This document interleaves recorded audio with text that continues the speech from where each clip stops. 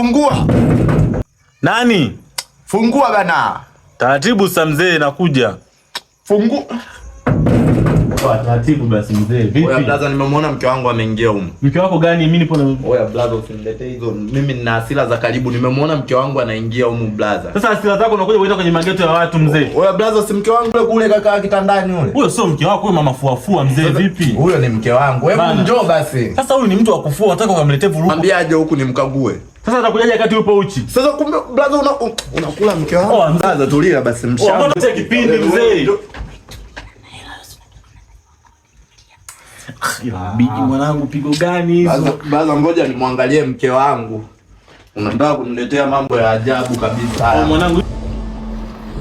Anafika mke wangu. Sasa mwanangu, sasa vipindi gani mwanangu anaingia kitanda mzee, unajua nimenunua shilingi ngapi? Baza nyia mwezekani ukute umemweka mke wangu huko ndani. Mke wako hayupo eti hivi. Umemwona kuna mwanamke mwingine? Oya nitakuja siku nyingine. Hiyo tabia ya kutembea na wake za watu blaza. Nimemtafuta nimemkosa. Blaza. Blaza. Kwani kuna mwanamke mwingine mwaya? Angalia basi na kuruhusu papekua pote unapoweza. Blaza mimi nina hasira za karibu blaza. Nitakuja nikunyonya hayo macho blaza. Hebu nitolee kipindi. Mke wako umeshamkosa, potea.